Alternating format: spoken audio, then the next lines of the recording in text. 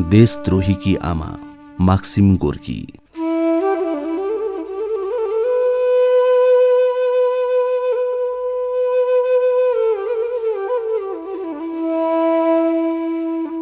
आमाका बारेमा जति जे गुणगान गरे पनि त्यो थोरै नै हुन्छ। कयौं सातादेखि शत्रुपक्षका सेनाहरूले यस शहरलाई फलामको पिञ्जरामा थुनेसरी बन्दी बनाइरहेका थिए।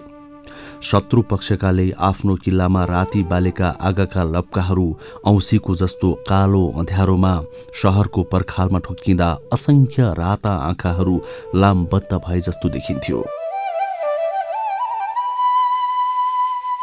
आगाका हुरहुराउँदा विनाशकारी लप्काका घुर्कीपूर्ण उत्तालमा आँखा पर्दा बन्दी शहरका बासिन्दालाई विषादपूर्ण सोचले घुम्लुङ्ग छोप्दथ्यो। पर्खालका चरहरूबाट वा पर्खाल माथिबाट हेर्दा शत्रु सेनाको घेराउ झन बलियो र कसिलो बन्दै गएको जस्तो भान हुन्थ्यो। आगाका वरिपरि मडारिरहेका काला छायाहरू, कयौं युद्ध घोडाहरू दौडँदाको टापको आवाज, हतियारहरूको खन्द्र्याङ खुन्द्रुङ, शत्रुहरूको अट्टहास र जित्छौं भन्ने आत्मविश्वासका साथ शत्रुद्वारा गाइएको विजयगान। यसभन्दा बढी पीडादायी अरू थोक के हुन्छ र? सिङ्गो शहरलाई आफ्नो पवित्र जल पिलाउने गरेका नदीहरू मानव शवले भरिभराउ थिए। पर्खालका आडमा अङ्गुरका लहलहाउँदा लहराहरू शत्रु सेनाले छ्यान्न ब्यान्न पारेर आगो लगाइदिएका थिए। फलफुलका बगैँचा पनि नाश पारिदिएका थिए। शहर अब सबैतिरबाट फुङ्ग उडेको, उजाड उच्चाट र विरक्तिलो देखिन्थ्यो। शत्रु सेनाहरू तोप र बन्दुकले सुसज्जित भई गोला बारुद प्रहार गर्दै दिन प्रतिदिन शहरतिर नजिक झन नजिक लम्किरहेका थिए। शहरका युद्ध सेनाका ससाना टोलीहरू भोको शहरको ससाना र साँघुरा सडकहरूमा ऊर्जा र उत्साहहीन मुद्रामा गस्ती गरिरहेका थिए। घाइतेहरूको चित्कार, नारीहरूको बिलौना र बालबालिकाहरूको रोदन घरका झ्यालहरूबाट निस्कँदै व्योममा फिजिएको थियो। शत्रुले सुन्ला कि भन्ने त्रासले मानिसहरू साउतीको स्वरमा कुरा गर्थे। टुक्रा टाक्रे वाक्य बोल्थे। छिसिक्क आवाज आउँदा पनि शत्रु आइपो हाल्यो कि भनी झस्केर कान ठाडा पार्थे।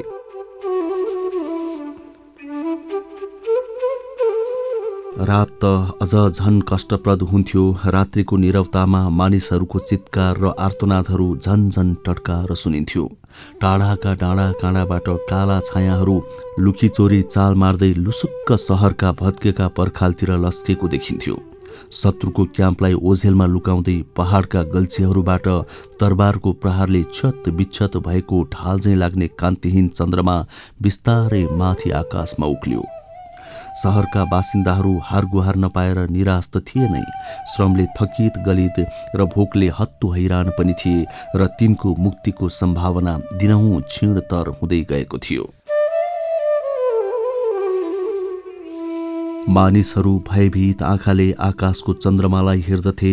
पर्वत श्रृङ्खलाका धारिला डाँडाहरूलाई तथा गल्छीका काला उदरहरू देखेर झन सन्त्रस्त हुन्थे र शत्रुको किल्लाको हल्लीखल्लीले त तिनको साथै जान्थ्यो। आँखाले देख्ने हरेक वस्तुले तिनलाई मृत्युकै सन्देश दिन्थ्यो। ती उपर सान्त्वना प्रकट गर्नका लागि कठै त्यो आकाशमा एउटा तारा धरी थिएन। घरहरूमा साँझ बत्ती बाल्न उनीहरू डराउँथे। सडकहरू पनि घनीभूत अन्धकारमा डुबेका हुन्थे। कालो पहिरनमा परिवेष्टित एउटी नारी अन्धकारपूर्ण सडकमा यसरी घुमिरहेकी देखिन्थे जसरी कुनै माछो समुद्रको अँध्यारो पिँधमा तैरिरहेको हुन्थ्यो। सुईहरूको घुमाइमा चुपचाप रहेका घडी झैं त्यो नारी पनि चुपचाप यताउति घुमिरहेकी थिए। उसलाई देखेर नगरका मानिसहरू अँध्यारैमा पनि साउतीका स्वरमा एक अर्कालाई डराई डराई सोध्थे, यही हो त्यो आइमाई वा त्यही आइमाई हो यो? त्यही त हो नि, एउटाले विश्वास गराउँदै भन्थ्यो। उसलाई देख्न साथै मानिसहरू लुक्थे अथवा टाउको निहुर्याएर उसका छेउबाट छिटो छिटो सरक्क बाटो काट्थे। रमनमा हिँडेका सिपाहीहरू उसलाई सजग गराउँदै भन्थे, तिमी फेरि सडकमा निस्क्यौ मुन्ना मारियाना, आफ्नो ख्याल गर, होस् गर, तिमी मारिन पनि सक्छौ। नगरवासीहरू तिमीदेखि रिसाएका हुन सक्छन् अनि कसले तिमीलाई मार्यो त्यो कुरा पत्ता लगाउन कसैले चासो नराख्न पनि सक्छ। ऊ केही बेर अडिन्छे, उनीहरूका कुरा सुन्छे रमनका सिपाही अरू केही नभने अगाडि बढ्छन्। हतियारले सुसज्जित उतिर कसैले ध्यानै दिएका थिएनन्। औँसीको जस्तो अँध्यारोमा एक्लै छोडिएका थिए उसलाई। निर्जन सडकमा ऊ घुमिरही यताबाट उता त्यताबाट यता। ओल्लो सडकबाट पल्लो सडकमा र पल्लोबाट ओल्लोमा गर्दै कालो अँध्यारो सहरको कालो दुर्भाग्य झैँ घुमिरहेको थियो।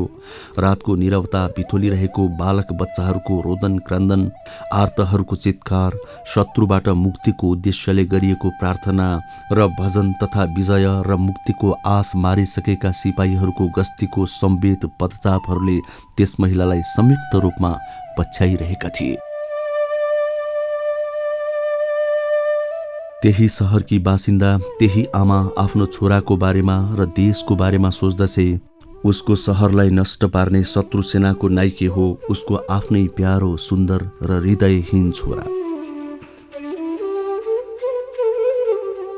एउटा समय यस्तो थियो उसलाई आफ्नो छोरा उप गर्व हुन्थ्यो। आफू जन्मेको हुर्के बढेको देश र माटोको सेवा गरोस् भन्ठानेर उसले आफ्नो छोरालाई सेनामा भर्ती गराएकी थिए। छोरो सेनामा भर्ती भइसकेपछि उसलाई आफ्नो छोरा उप झन गर्व भएको थियो। उसले देशलाई एउटा योद्धा उपहार दिएकी भन्ठानेकी थिए। उसले गुमानले ऊ गदगद थिए। उसको छोराले आफू जन्मेको र ऊ पनि जन्मेकी देशको माटोको सेवा गर्छ भनेर। धेरै भएको छैन, अस्ति भर्खरको कुरो जस्तो लाग्छ। उसको शरीरको किस्रा किस्रामा यही सहर बसेको थियो। यस सहरको एक एक ढुङ्गा, एक एक घरले उसलाई आफ्ना अग्रजहरूको, पुर्खाहरूको सम्झनाले तरोताजा बनाइदिन्थ्यो। सहरका यी घरहरू जसले बनाएका थिए तिनको स्मृति आलो बनाइदिन्थ्यो। यो नगरको रक्षकको रूपमा उभिएको त्यो अग्लो पर्खाल तिनैले बनाएका थिए। यो माटो धरती जहाँ उनीहरूको कला सङ्गीत मौलाएको थियो। उनीहरूका आशा आकांक्षा यही माटोमा हुर्के बढेका थिए।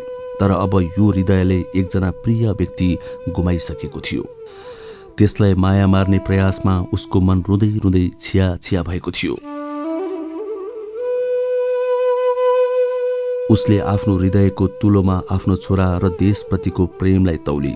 तुलोमा कुन चाहिँ तावा अर्थात् पलडा धेरै गरौँ छ त्यो निर्कुल गर्न उसलाई निकै सकस भयो। त्यसैले ऊ रातभरि सडकमै घुमिरही गरौँ मन बोकेर। कतिले त उसलाई चिनेनन् पनि, चिन्नेहरू कतिपय त डरले लुके। धेरैले उसलाई मृत्युको साक्षात अवतार ठाने, किनकि मृत्यु त तिनीहरूका लागि संघारमै आइपुगे जस्तो भएको थियो। ढिलो चाँडो मान्छेले उसलाई चिने नै, तर देशद्रोहीकी आमा भनेर। अनि त मान्छेहरू मुन्टो परक्क बटारेर फर्कन्थे, तर्केर छेउ लाग्थे। सहरको निर्जन क्षेत्रमा उसले एक दिन एउटी महिलालाई एक्लै एउटा शवको छेउमा घुँडा मारेर हलचल समेत नगरी बसिरहेको देखी। ऊ यसरी बसिरहेकी थिए, लाग्थ्यो ऊ धरतीकै एउटा अंश हो। अनुहार आकाशतिर फर्काएर त्यो आइमै प्रार्थना गर्दै रहेछ। उसको अनुहार गहिरो दुःखमा निर्लिप्त थियो। पछिल्तिरको पर्खालको आडमा पहरा दिइरहेका सिपाहीहरू थिए। उनीहरू मसिनो स्वरमा कुरा गर्दै थिए, तर तिनका हतियारहरू चाहिँ ढुङ्गाहरूमा ट्याङ ट्याङ गर्दै समवेत स्वर निकालिरहेका थिए। देशद्रोहीकी आमाले सहानुभूतिपूर्वक सोधी, तपाईको पति? होइन। तपाईको भाइ? मेरो छोरा। मेरो पति 13 दिन अघि युद्धमा मारिएका थिए। आज मेरो छोरो पनि शहीद भयो। अनि फेरि आफ्नो टाउको घुँडाका बीचबाट उठाउँदै माथि आकाशतिर हेर्दै मसिनो स्वरमा उसले भनी, देवी म्याडोनाले सब हेरिरहेकी छिन्, म उनलाई धन्यवाद दिन्छु। किन? उसले सोधी। अर्की भन्न थाली, ऊ आफ्नो देशको लागि लड्दा लड्दै सम्मानपूर्वक मरेको हो। ऊ असाध्य कमलो मन भएको हुनाले मलाई डर लागिरहेको थियो, कतै ऊ पनि ईश्वर र मानवताको शत्रु समान मारियानाको छोराले चाहिँ आफ्नाहरूलाई धोका दिएर कतै बैरीपट्टि त लाग्ने होइन। हुनसक्छ उसकी आमा मारियानाको कोखमै कुनै त्रुटि थियो होला र त। मर्माहत मारियाना दुवै हातले आफ्नो अनुहार छोप्दै अर्कोतिर हिँडी।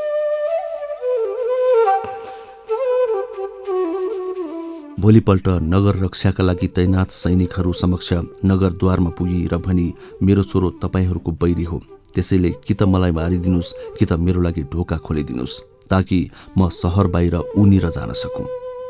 तिमी एउटा मानिस हौ, तिम्रा लागि आफ्नो देश महान हुनुपर्छ। तिम्रो छोरो हाम्रा लागि बैरी जस्तै बनेको छ, तिम्रा लागि ऊ पनि त्यस्तै बैरी हो। उनीहरूले उसलाई सम्झाउन खोज्दै भने, म उसकी आमा हुँ, म उसलाई माया गर्दछु, त्यसैले उसले जे गर्दछ त्यसलाई पनि त्यसका लागि मलाई पनि दोषी नै मानिन्छ नि, उसले जिरह गरी। उसको कुरा सुनेर सैनिकहरूले मुखामुख हेरे र तुरुन्तै आपसमा सरसल्लाह गरेर सबैको राय बुझेपछि नाइकेले उसँग भन्यो, तिम्रो छोराले गरेको अपराधका लागि तिमीलाई मार्नु कदापि न्यायसङ्गत होइन। हामीलाई थाहा छ यस्तो जघन्य अपराध गर्नका लागि तिमीले उसलाई प्रेरित गरिनौ। हामी तिम्रो पीडालाई बुझ्न सक्दछौँ, तर अब शहरलाई तिम्रो दरकार पनि छैन। हुन त तिम्रो छोराले पनि तिमीलाई बिर्सिसकेको छ, त्यसैले तिम्रो वास्ता नगरेको होला, शैतान न ठहरियो। यदि तिमी त्यसको कर्तुतको लागि आफूलाई जिम्मेवार ठान्छौ भने त्यही नै तिम्रो लागि सजाय पनि भयो। यो सजाय त मृत्युभन्दा झन् भयावह हो नि। हो त, स्वीकारोक्तिमा उसले भने, यो त मृत्युभन्दा पनि डरलाग्दो भयो।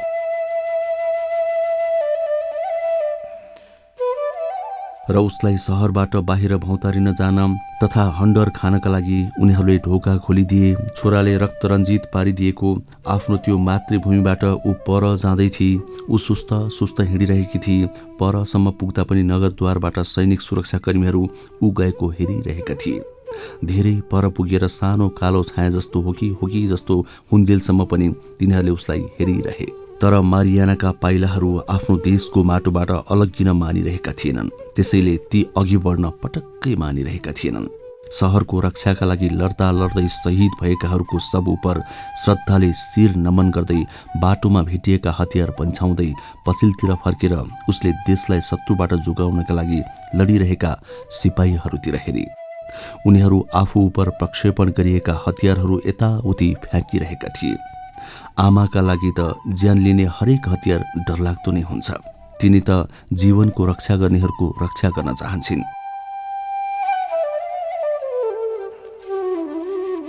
हिँड्दाखेरि ऊ निकै सतर्क भएर अघि बढ्दै थिए, मानौ उसले आफूसँग एक सिसी पानी बोकेकी छ र हिँड्दाखेरिको त्यो सिसीको पानी थोपा धरि नचुहियोस् भनी ऊ चनाखो भएकी छे।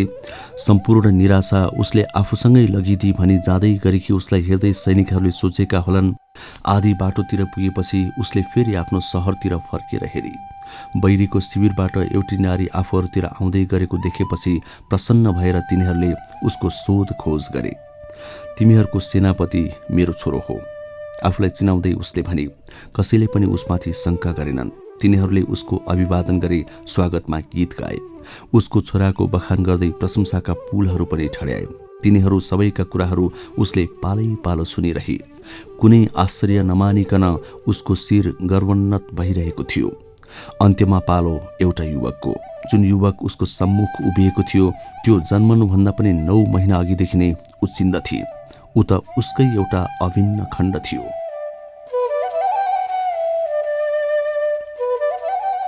उसले भिरेका हतियारहरूमा पनि बहुमूल्य रत्नहरू जडिएका थिए। सबै थोक उसले कल्पना गरे अनुसारकै थियो, सुप्रसिद्ध, मूल्यवान र प्रशंसायोग्य।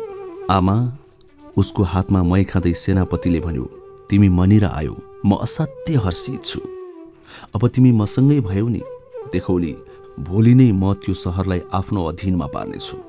त्यो सहर जहाँ तिमी जन्मिएका थियौ। आमाले उसलाई पुराना दिनको सम्झना गराई। म जगतका लागि जगतमा जन्मेको हुँ र जगतलाई आफ्नो उपस्थितिको आभास गराउन चाहन्छु। आफ्नो साहस, शक्ति र शौर्यको अभिमान दर्शाउँदै उसले भन्यो, मैले तिम्रा खातिर मात्र यस सहर उप धावा नबोलेको थिएँ। यो त मेरो जिउमा सूल झैँ भिजिरहेको छ। मेरो यसको बाटोमा बाधक पनि रहेछ। अब त भोलि नै म मूर्खहरूको गुणलाई तहस नहस पारिदिनेछु। त्यही नगरलाई जहाँका हरेक ढुङ्गालाई समेत तिम्रो बालापनको आलो सम्झना छँदैछ।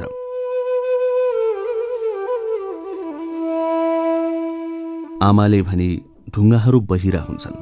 मानिसले तिनलाई बोल्न योग्य बनाइदिएपछि मात्र ती सजीव बन्ने हुन्। अब त शिखरहरूलाई मेरा बारेमा सुनाइनुपर्छ। म त शिखरतिर लम्किरहेछु। अनि मानिसहरू नि? उसले सोधी। आमा, तिनलाई मैले बिर्सेको छुइनँ। मलाई तिनको निकै आवश्यकता छ, किनकि वीरहरूको सम्झनालाई तिनले नै साझी राख्न सक्दछन्। वीर त ती हुन् जो मृत्युका विरुद्ध जीवनका पक्षमा लड्दछन् र मृत्यु उप विजय प्राप्त गर्दछन्। उसले भनी, होइन, नगरलाई नष्ट गर्नेहरू। प्रतिवाद गर्दै उसले भन्यो, नगर निर्माण गर्नेहरू नै महान हुन्छन्। रोम कसले बनाए थियो? एड्निएसनले वा रोमुलसले? तर एर्लिकको नाम सबैलाई थाहा छ, किनकि उसले रोमलाई धुलिसात पारिदिएको थियो। हो, उसले सबै सर्जक नामहरू र तिनका कामहरूलाई पनि धुलामे पारिदिएको थियो। आमाले फेरि उसलाई सम्झाउने प्रयास गरी।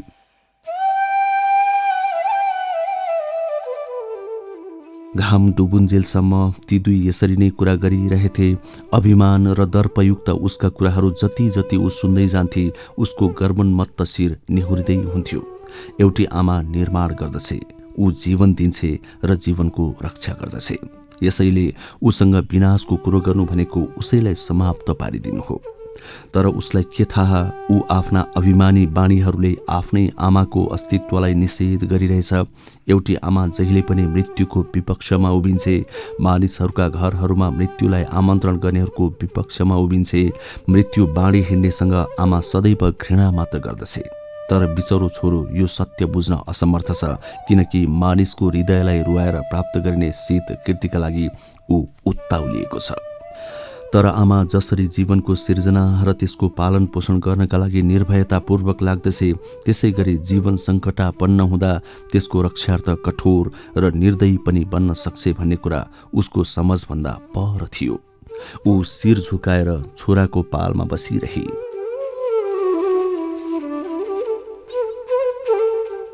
विभिन्न सुविधायुक्त त्यही पालको झ्यालबाट उसले त्यो सहरदेखि जहाँ उसले जीवनमा पहिलो पटक आफ्नो उदरमा अर्को एउटा जीवन गर्भस्थ भएको सुखानुभूति बोध गरी। त्यही गर्भस्थ जीवन आज त्यो सहरलाई विनाश गर्न कम्मर कसेर लागेको छ।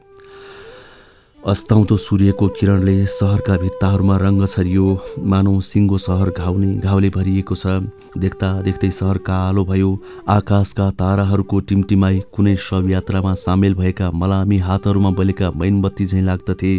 उसले ती अँध्यारा घरहरूदेखि जहाँ मानिसहरू शत्रुका डरले साँझ बत्ती पनि बाल्दैनथे।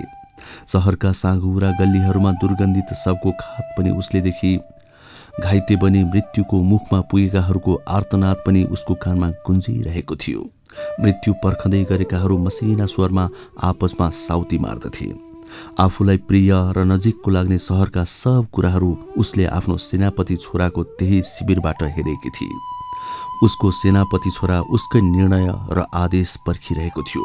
नगरतिर हेर्दै गर्दा उसको आत्माले भन्यो, तिमी त नगरका सबैकी आमा हौ।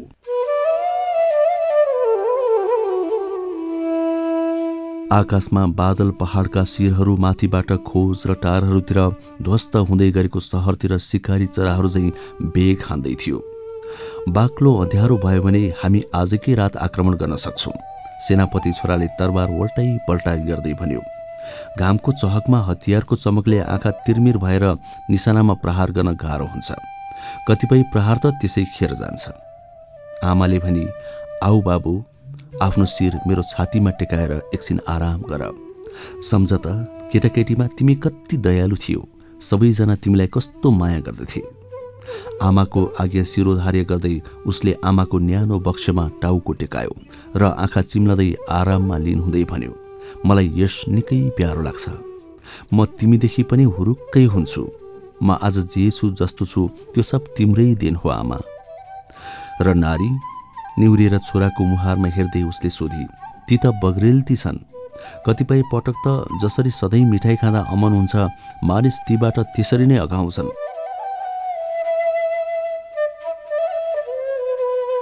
तिमीलाई केटाकेटी पनि मन पर्दैन? उसले सोधी। किन? मारिनका लागि? मै जस्तो कसैले तिमीलाई मारिदियोस्, त्यसले त मलाई निकै पीडा दिन्छ र बुढ्यौली र दुर्बलताका कारण म तीसँग साटो फेर्न पनि असमर्थ भइसक्नेछु। तिमी अत्यन्त सुन्दर त छौ छोरा, तर बिजुली झैँ बाँझो छौ। उसले सुस्केरा काट्दै भनी। बिजुली झैँ, ऊ हाँस्यो दुई अथरहरूमा। आफ्नी आमाको बक्समा उसले बालकले चाहिँ मुख लुकायो। आमाले आफ्नो कालो पहिरनले उसलाई केटाकेटीलाई चाहिँ छोपछाप पारी अनि उसको मुटुमा आफ्नो छुरी स्वाट्ट धसिदी। थरथर काँप्यो ऊ, फत्राक फत्राक छटपटायो र एकछिनमा लल्याक लुलुक भयो।